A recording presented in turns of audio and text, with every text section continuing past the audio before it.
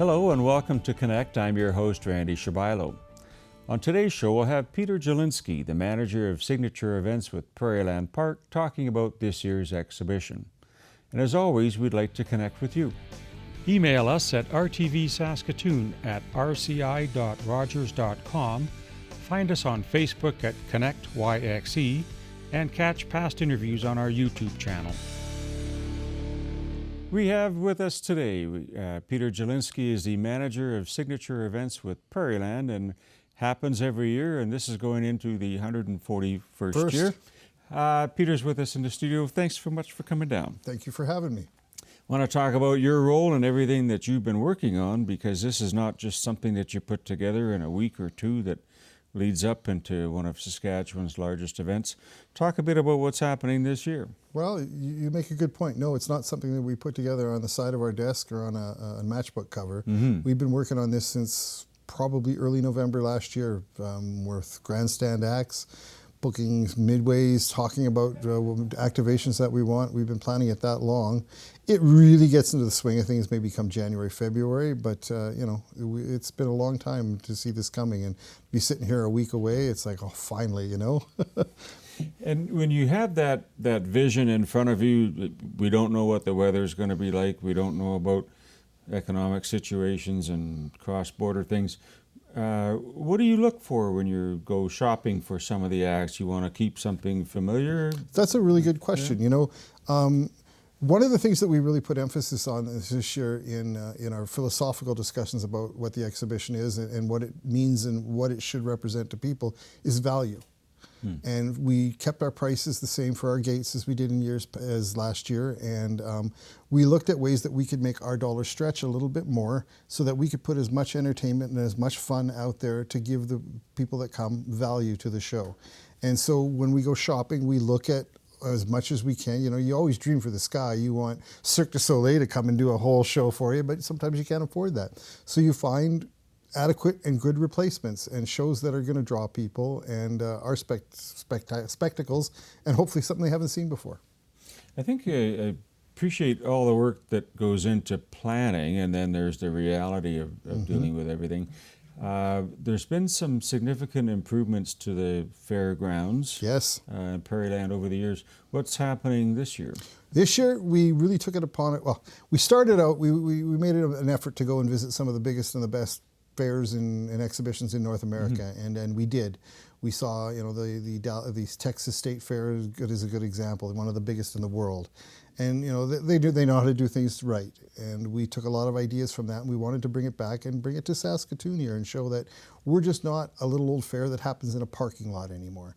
We're dressing up our gates so that they're just not little old shacks outside on the road and stuff like that.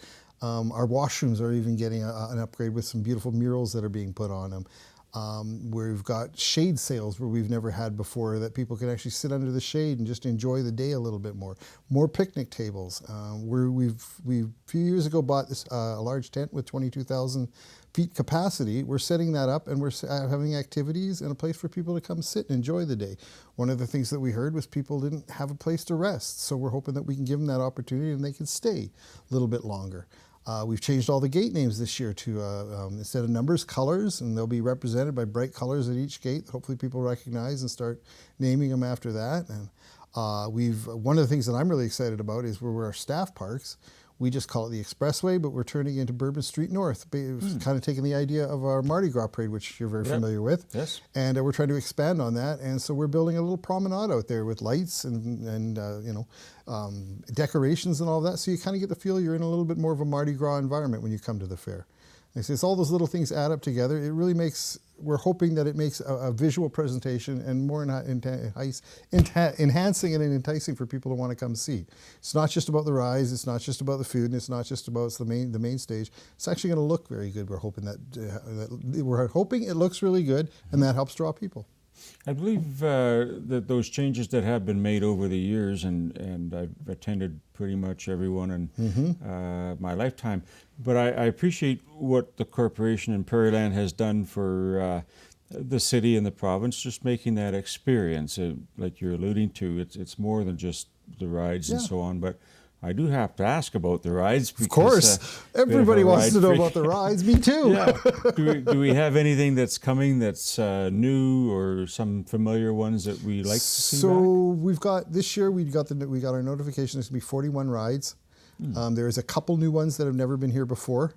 One is, I'm sorry, I forget that. I should have prepared myself and got the name, but it spins up and you stand on it and you can get 20 people, and it's apparently quite exciting. And NAME has spent a significant amount of money investing into it. Now that we're confirmed partners for a number of years, they've committed to invest money into their rides to upgrade them. So this year I think there's 1 or 2 new ones, but every year we're going to see a sort of a switch out, which is kind of neat. Like, it's in a few years it should be all different rides.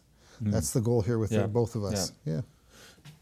Many out there would still like to see the double Ferris wheel The come double back. Ferris wheel, or if I hear one more person ask me about the zipper, that seems to be something a lot of people like. Exactly. I think that that gives people something to reflect and talk about their experience growing up here. If you look at some of the rides, do they come from other cities? In other words, is it something that we can boast about here in Saskatoon that, oh yeah, I went on this ride in this city or that city? Well, it's coming here. Well, for certain we can. 2 years ago, when Prairieland struck a long-term deal with NAME, we used to work with another company that supplemented NAME for the number of rides that we had here. And by going directly with NAME, we managed to get on their A circuit. So, I mean, they have 2. They had their B, which was their kind of second-rate kind of run, and then they had their A, which is the ones that go to the Calgarys, they go to the Edmontons, they go to Toronto, and we're on that route. We're very proud of that, and it means a lot to the city of Saskatoon. I just shared this information earlier today. We've still got a small enough population that the number of rides that we have, so the opportunity for the public to ride more rides exists in Saskatoon than most other markets.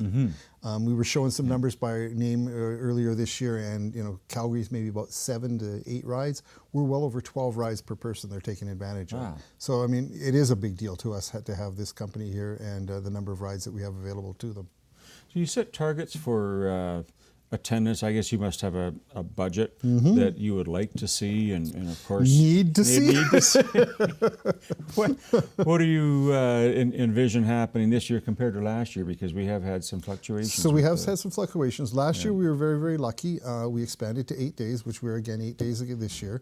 There was a lot of nervousness around the room when the decision was made. Does that just mean we take the number from the year before and divide it by 8? And then we see it, whatever that is, we just keep we have no growth.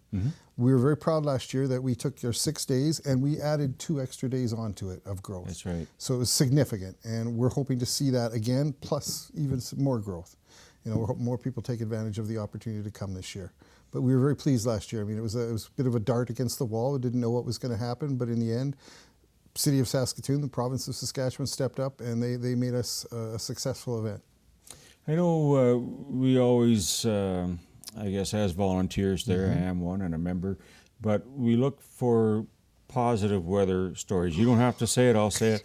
But I believe that people need to realistically look at the weather and bring a rain jacket if you think it's going to rain or might. But I think that we've gone beyond the forecast being accurate and just going because we want to be there and see the acts that are going to be on the stage. You're right. I think we were talking about it earlier. When they say it's got a 40% chance of rain, that's a 60% chance of sunshine. It's not going right? to rain. Yeah. So take what you hear with a grain of salt. Not insulting the weather industry or anything like that. But sometimes the best day to come there is a cloudy day that's not 28 degrees. We saw that last year on our Tuesday of the event. Everybody was predicting rain, and it turned out to be probably the best day to attend the whole fair. Yep. So come prepared, bring proper clothing. We're not going to. We encourage you to do that. This year we're taking an initiative. We're selling sunscreens. We're going to have ponchos, rain ponchos for sale if it drizzles or anything like that. We'll help everybody out to make a great experience. But come prepared. It could be 35 degrees or it could be 18 degrees. We never know what August in Saskatoon might bring us. I think you're right. I know that attending things like Winter Shines, it's a good event on its own, but it's not minus 20. So I think we can handle anything that they throw at us. I used to work at a festival in Regina in winter, and we called it Frost Festival, and the last year I was there, the average temperature was +3. Yes. So trying to keep ice sculptures going was quite the challenge, you know. Keep that in perspective. This frost thing isn't working, you know. Well, if you look at the grandstand, then it's always talked about. You know, are you going to see these groups and so on? Can you give us a bit of a rundown? Oh, hell yeah. Happy to do yeah. so. We're very pleased with our lineup this year. As I said, we started looking for artists back in October and putting, you know, red circling, we would like this, we'd like this. Yeah. I would say we got close to the lineup that we wanted. I think next year we'll even grow a bit better. But this year, I mean, we're pleased. We've got Theory of the Dead Men, we've got Sean Desmond, we've got Streetheart for the old rockers, we've got Josh Ross for all the new country fans, a young and up and coming artist that I'm really excited about called Miko from Toronto. He's on the Junos, he's all over the radio, he's blowing up. We've got Jade Eagleson, former Canadian Country Artist of the Year, and one of my favorites, who I got to work with several times over the years, Mother from Vancouver. We really hit all the demographics we think of what people want to see when they come to the fair this year. And we've got a really good lineup this year. I'm very proud of it. Do I ask about a demolition derby? Is there going to be one? Of course there's a demolition derby. Could there, and you don't know, you know the answer to this. Shot if there wasn't exactly. one. Could there not be a demolition derby at Sure. the Saskatoon Exhibition? And we, of course, are doing it again on the Sunday, same day it's always been held. Yeah. Even when we moved to 8 days, we still made the decision we will keep it on the Sunday because that's the tradition. So we've been working with Performance Promotions. I've been in talks with them, and they've produced it for a number of years. They're excited to be back, and they're telling me that in their small card, they've got more cars signed up already than they had all of last year. So we're expecting pretty big things. I believe it's just a phenomenal draw, and to your point and credit, thank you for keeping that and bringing it back. I know it's always a Monday morning discussion around the water coolers. You know, I'll share with you. My first year last year, I was very nervous about how we're going to do this. You know, like it used to be, it was on the last day of the fair, and so it was done. You left, but we had a concert the next day. And so we had to, you know, roll everything back in and set everything back up. And I will give credit where credit is due. The Prairieland operations team are one of the best in the world. They were out there, the derby ended at 10 o'clock, and they were out there till 3, 4 in the morning, making sure that it was flipped and ready to go. And I want to say it was Smash Mouth that was playing the next day. Yep. And they rolled in at 9 o'clock, and we were ready for them. I can't speak highly enough about the dedication and the effort that they put into it to make us look good. Oh, they're a machine. I've seen them in Absolutely. action, and Absolutely. Kudos to them. Are there any other, I guess, strolling acts or things like that happening on the Midway for kids and So we talked families? about, as I talked about earlier, I talked about the value. And this is where we really looked at it. And so what we've done is we put more shows on the Midway this year for free to watch than has been there in a number of years. We've got a large acrobat show that's coming in from Montreal. It's a giant wall where they trampoline all over the place. I've seen it once before. Cirque du Soleil ripped it off after they saw it. They thought it was that good. We've got tractor races coming back. We've got tractor races. If you're a young boy, don't you want to race a tractor around a track? Young boy or girl. I shouldn't stereotype. But if you're a young child, we've got a track set up that they can go racing on. As well, we've got again, I mentioned our friends at Performance Promotions. They're doing a motocross show with us with some really cool ramps and whatnot. And we've got, by popular demand, we brought Circus back, who we had last year, one of our few American acts. They were just so phenomenal to work with, and the show that they put on was people just jaws were dropped. So we heard it. We can only have them for 3 days, unfortunately, but we've got this amazing pogo team that's coming, which tells me that they assure me every city they play in, there is a spike in pogo sales in the city after they leave. So parents, be prepared. Your kid's going to be wanting a pogo stick. Do we see any animal acts of any kind involved? We've kind of shied away from animals this year, but what we have done is we have an agricultural pavilion this year. This is something that we had one last year. It was sort of the first year we were testing it out. This year we made it a high priority for the fair, and we want it to be one of the pieces that people take away and remember as one of the highlights of the fair this year. So a lot of energy has gone into it. We've got sheep herding, we've got animals in there that people can come take looks at. There's demonstrations, there's milking demonstrations, there's animal demonstrations, all sorts of stuff. So you may not be able to ride a little pony this year, but there's definitely a lot of animals for you to come come see and learn about. That we're trying to make sure it's just not about there's a turkey. No, learn about a turkey. Learn how a turkey lives. We've got, we'll have some cows out there. Learn the life of a cow. And like the old country fair. Like the used old to be, country I fair. guess. Yeah, that's what we're trying to really create here. Bring that back, and it's going to grow. This is our first real year of putting serious effort into it. This is going to be a regular component of the fair, and as we grow every year, it's going to grow with us.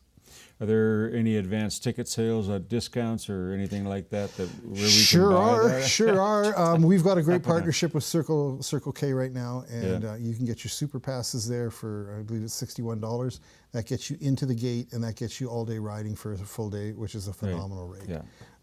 After that, it goes to our regular gate prices, which you got to buy individually. So that's on the first day of the fair. But there's still, right up until July 31st or 30th at midnight, you can get some pretty cheap tickets to come. Yep. And I know maybe next year have the parade on the kickoff day of the exhibition, but this year the parade. The parade is on the 29th, and I'll share with you, Randy. We actually have had the conversation about moving it over to the first day of the fair. Getting it up and running after COVID was a bit of a challenge, as you're aware. Yeah. And the resources that we had as an organization, we just didn't feel comfortable on the first day. But as this is year 3, we're feeling a little more optimistic about it, and we actually had the conversation. I'm not saying it's happening for certain. Yeah, that's fair. But we're giving a serious look about bringing it back on the first day, or the actual first day of the fair. So on Wednesday the 29th, it starts. 29th at 10 o'clock sharp. 10 o'clock at... And I understand you might have something important to do with it. I have a little bit of a role to play this year, I'm told. Yes, we're very excited about that too. Yeah, we have, but 24th and Spadina is the start. That's correct. It'll be about a 45-minute parade. Yeah, about 45 minutes. I think last I heard there was about 70 entries, about the same as last year. Yep. Same as last year. Number of floats, number of cars, number of marchers. It's 45 minutes is what I'm being told it's going to take. Perfect. Yeah. I want to tell everybody what you're doing, though. Come on, I'm very proud of this, Randy. Go ahead. We had some long conversations, and one of the traditions of many fairs is that they have a grand marshal. And we looked at it and we thought, we haven't had one, and it's time that we bring back this program. And so we've asked you, because of your passion for the parade and your dedication of number of years, we'd like you to be the honorary first one that we have. Next year, I said, I was joking with you, maybe we get the Prime Minister, but we'll start big, okay? Yeah, I'll phone him and you'll let him know. You'll tell him how good of an experience you had. Okay, thank you. I appreciate that. You get him a hat. Yeah.